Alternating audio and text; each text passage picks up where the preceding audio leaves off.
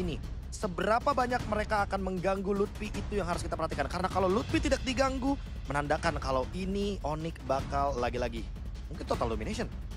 Oke, Royal Derby. Sang Raja dari segala raja masih memiliki satu kesempatan untuk membawa ke game yang ketiga. Sedangkan sebaliknya Sang Raja Langit tinggal hanya mendapatkan satu game lagi untuk memenangkan Royal Derby ke-37 ini.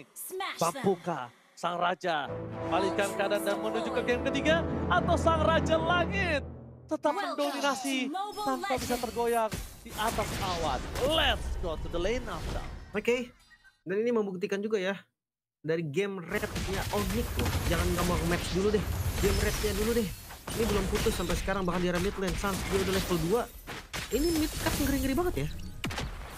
Ya udah pasti ya, pengen bener-bener menguasai dari segi poke damage.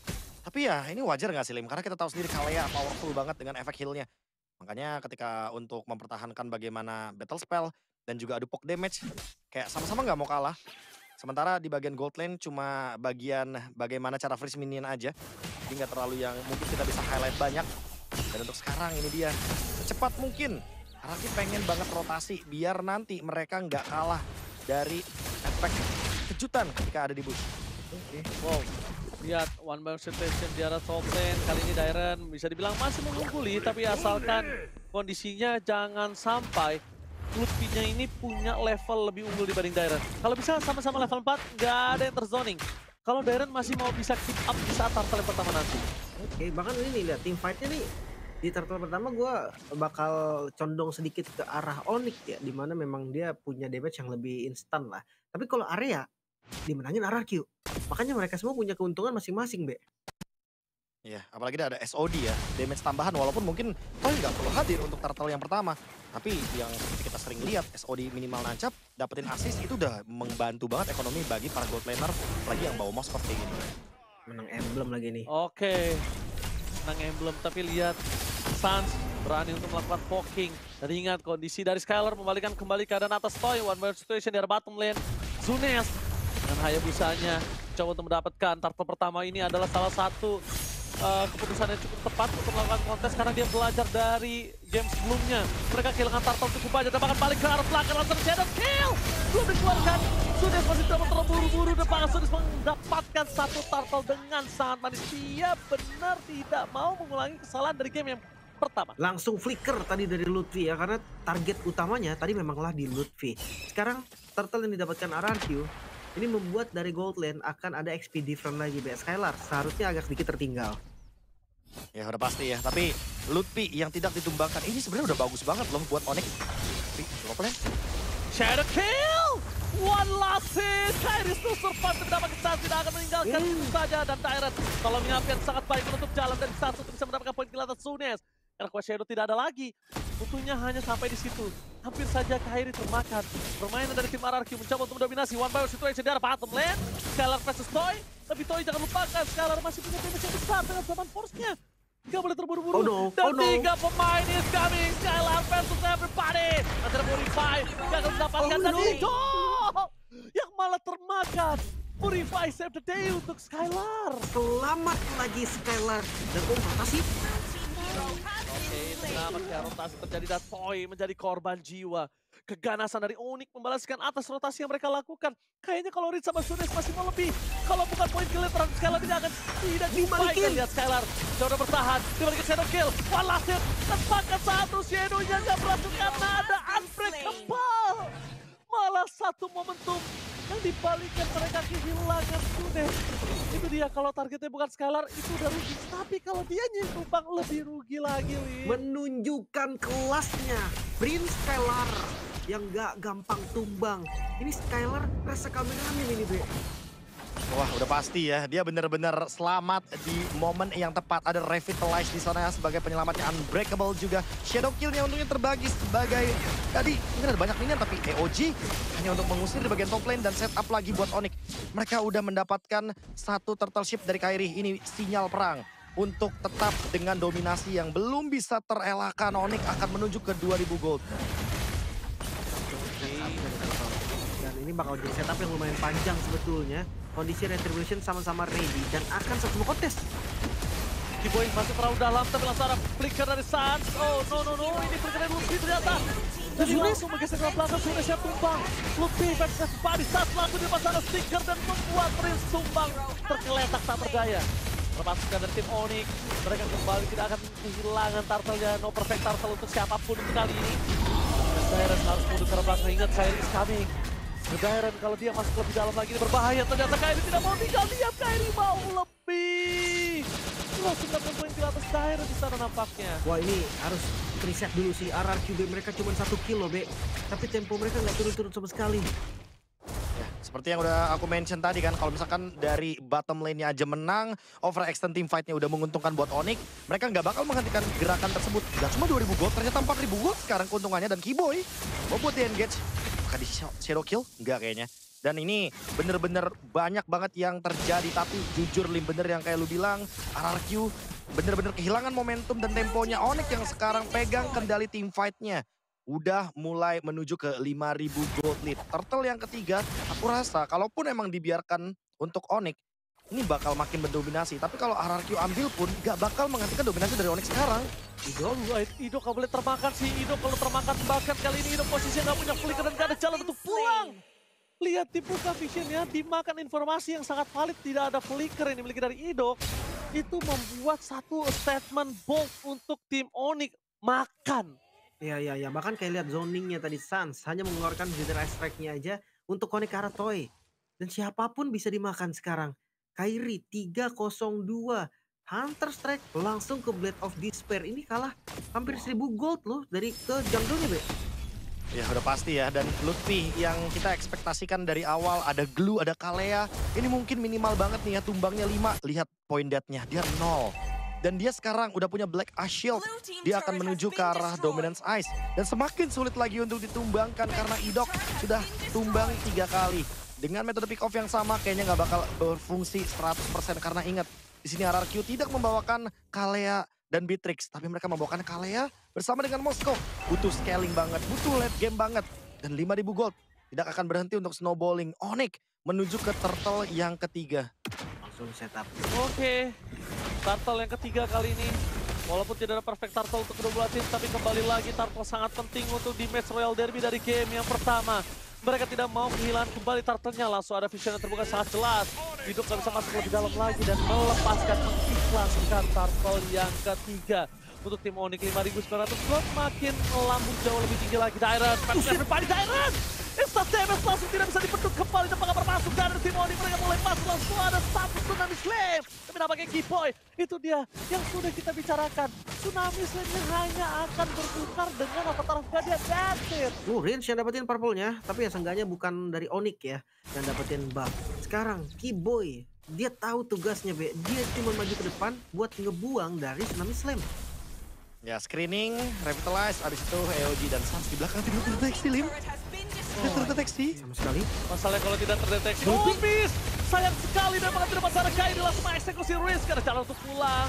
Untungnya Sans itu kalau misalnya nggak miss, Idok bisa jadi poin kill tambahan juga loh. Untung sekali miss. Iya. Tapi Sans sudah kembali ya. Udah gila lagi dia, gue lihat-lihat. Udah terbang ke depan, recall doang, mundur lagi. Tapi pressure itu yang sangat-sangat tidak akan lepas sama sekali. Dan Onyx Skylar. Oke, Skylar mampukah dia bertahan? Skylar sensitif pribadi tapi balik lagi dengan kondisi di setup oleh Kiboy, ditutup, deny rotasi. Ingat, mungkin nggak terlalu banyak yang aware tentang deny rotasi. Kenapa sungai itu selalu harus kita pegang? Kenapa sungai itu harus terlalu terlihat rotasinya? Supaya menutup jalan seperti Skylar ini. Ya betul sekali, apalagi ditambah dengan adanya Mountain Shocker dari Kairi ya. Itu bener-bener anti geng banget, paket lengkap banget dari Onyx. Dan di bagian mid lane, Skylar sudah mulai grouping. Ini akan menjadi sinyal, apalagi 30 detik selanjutnya nih kita lihat 20 bahkan akan ada Lord. Dan udah Mountain Shocker, Onyx akan mencari target untuk bisa menguasai area sungai di bagian top lane.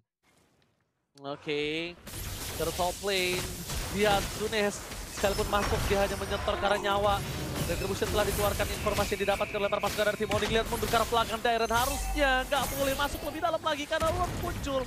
Karena Toy masih belum memiliki power yang cukup, Profesor dan juga Lim. Itu dia, lagi-lagi ya. Sans masih sebagai zoning out terkuat nih dari Onyx. Free dari Lordnya, nggak bakal ada kontes juga. SOD ya hanya ngebuka vision doang, tapi 7.000 gold gue rasa nggak akan pernah Toy terpikirkan untuk masuk ke daerah tadi. Iya, itu namanya penyakit Moskov gila ya kalau dia sampai loncat ke dalam sana. Toy butuh farming banget buat sekarang. Terlihat dari 7.800 gold lead, Onyx bener-bener tidak terhentikan. Dan Suns dengan KDA-nya 305, Lutfi 106, siapapun yang melakukan setup, seolah ini bener-bener oke. Line up-nya udah Lihat kuat Skylar, banget. dia mainin zaman force-nya. Dia mau memastikan kalau dia masih punya satu absorb damage dan bakal dilindungi. Dan Tyrant masih mau mid ke arah Skylar. Akhirnya Skylar termakan, tapi tidak bisa tinggal diam. Perpasukan dari tim Onyx terkena shutdown.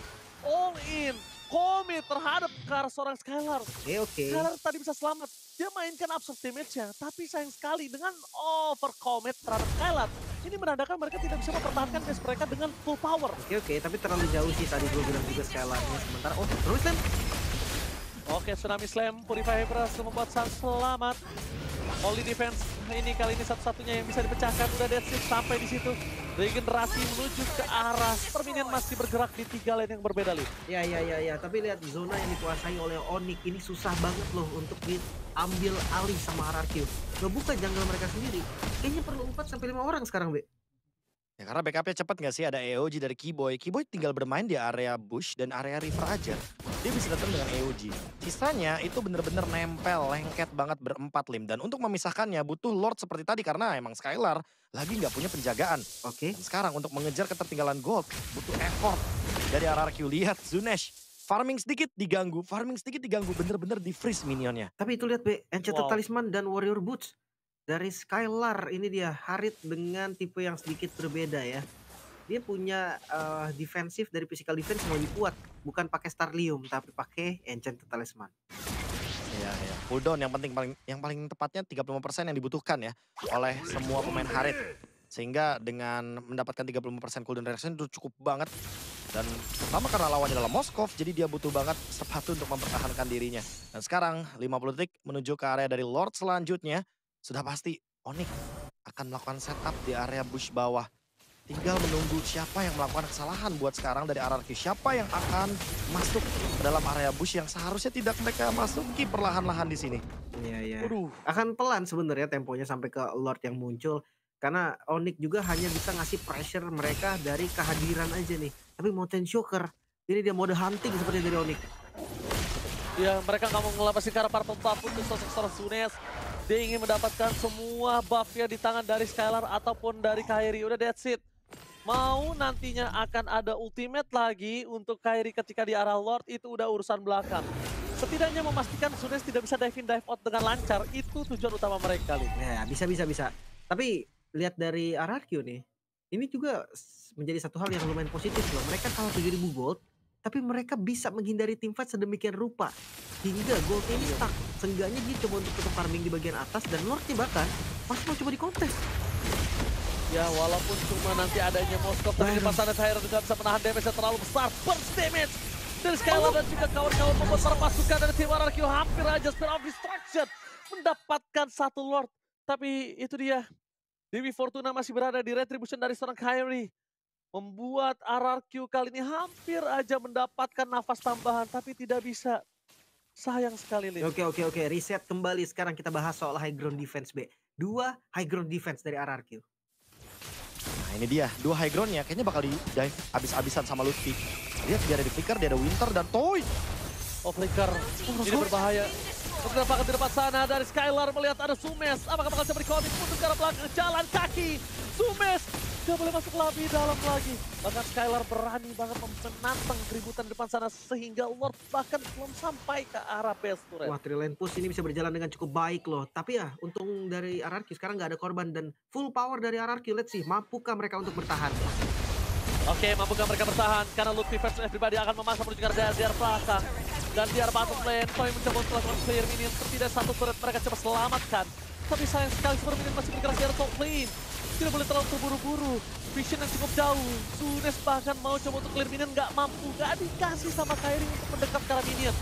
Di-freeze begitu saja jalannya Idok. Mangsa ke dalam. Dapatkan satu point kill atas Lutfi. Setidaknya satu point kill yang sangat mahal. Distraction backline sudah diganggu. Dan tidak ada lagi. Dan masih dicoba. Warrior Manipulation Purify. Sekarang seksi masuk belakang Toy. Langsung melakukan satu point kill. Jatuh terjadi dan makan. Kyrie one power situation. Dengan level yang lebih unggul. Yang tadinya sekarang disamakan. Tapi goldnya tetap nggak bisa sama, Lim. Wow, itu Level yang unggul. Gold yang jauh banget. Dan walaupun levelnya sama, tapi goldnya udah nggak bisa. itu yang gue maksud tuh, RRQ. Mereka under 10.000 gold masih bisa nahan, masih bisa defense, Be. Ya, tapi semuanya berdampak karena Lutfi emang terlalu dive di sini. Di dalam area base turret.